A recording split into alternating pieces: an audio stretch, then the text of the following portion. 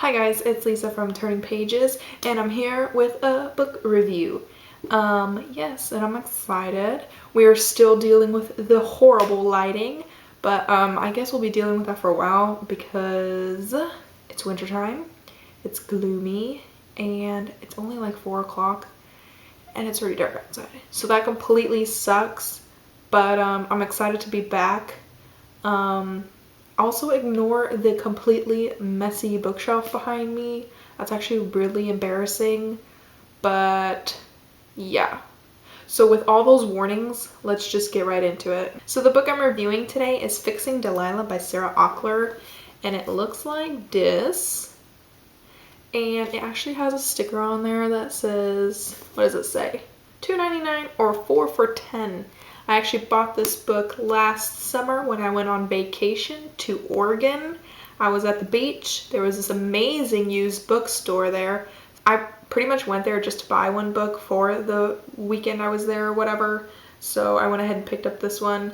And yes, I never actually ended up getting around to reading it until like just this weekend. So that's exciting. And let's just get started with my review. Things in Delilah Hanford's life have a tendency to fall apart. She used to be a good student. I'm not doing that. So basically, Fixing Delilah is about a girl whose name is Delilah. She doesn't really know who she is, where she's from. She doesn't know any of her family history. She doesn't even know who her father is.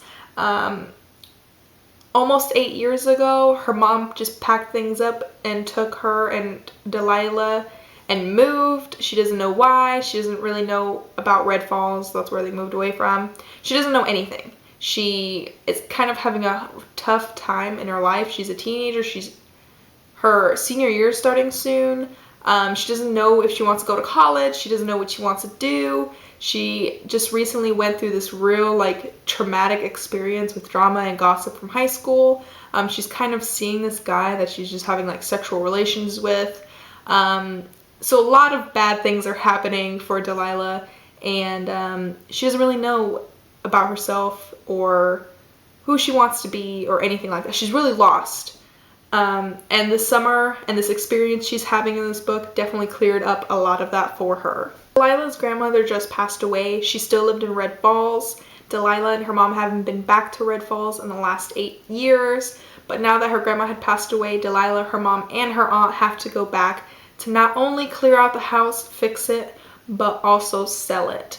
No one knows really how long that's going to take, but basically they're trying to get it done in the summertime. She isn't really sad about leaving. She doesn't really have anything or anybody she's leaving behind back at home, but she's excited to go there and to discover who she is, some things about her past, maybe even about her dad. Every time she asks her mom about anything like that, her mom either is too busy with work, just doesn't want to answer it and pushes her aside, or a phone call from work usually interrupts the conversation. When Delilah and her mom arrive, she actually sees a childhood friend of hers, and his name is Patrick. He definitely is not a little child anymore. Instead, he now works for his dad's construction company during the summertime. During the school year, I think he's actually at college somewhere in New York, and he makes music, he sings, and I don't know what else he does. He likes music, but he sings and he performs every weekend at a local coffee shop. They start to spend a lot more time together, not only fixing her grandmother's house, but also either just out and about doing whatever, like kayaking, or they go to Patrick's concerts at the local cafe. Delilah doesn't really know too much about her aunt Stephanie and the passing, or how she passed away. Her mom's never told her much about it. All she knows is that she looks just like her aunt and that she seems to be reminding everybody in town of her aunt Stephanie. Even as she asks now her mom and her aunt, they don't really give her any answers. They kind of always just push her aside. They just don't really talk about it, whether it's too painful or whether they just don't want to, or whether they don't feel like Delilah's ready for that whole story yet.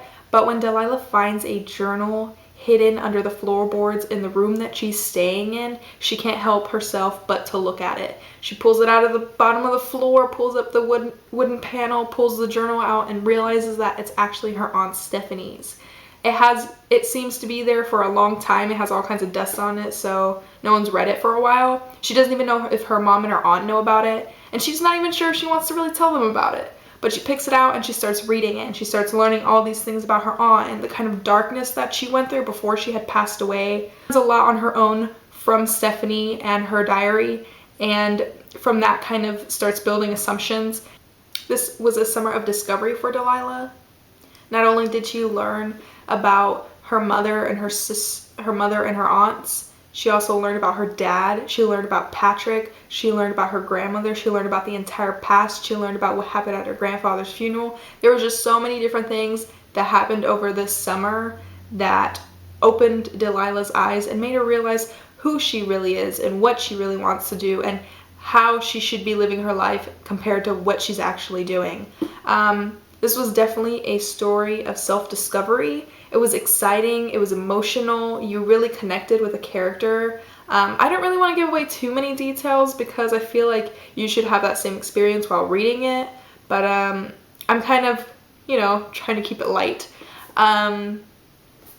So it was a really exciting book.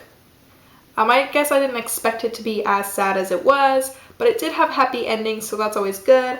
If you've read any of Sarah Auckler's other books, then you realize that it's like her ultimate mission to make her audience cry. So she definitely got that from this book. I really enjoyed her other book, The 20 Boys Summer. If you haven't read that one, that's a good one too. These two are definitely perfect books for like the summertime when you're looking for like something sad, a little bit romancy. If you like Nicholas Sparks and all that junk, then you will definitely like Sarah Auckler's books as well. Or if you like Sarah Dessen, you'll like these too. I don't really like the cover, but the story inside definitely makes up for it. I'm not even sure if this is the current cover or if they came out with a new one, but I just don't really like this one. But the story inside completely makes up for it. The characters make up for it. The ending makes up for it. It's so, so good. So if you ever get the chance to pick this one up, I definitely recommend doing so. It's kind of hard to take your time reading it and enjoying it because I just zoomed right through it. So it was a really, really good read. So thank you guys so much for stopping by and watching the video. I hope you guys liked my review. As I said before, I'm trying to make one video at least a week. I'm not sure how it's going to work out with school starting up again, but I'll definitely give it a try. So thank you guys so much for stopping by again, and I'll see you guys next time.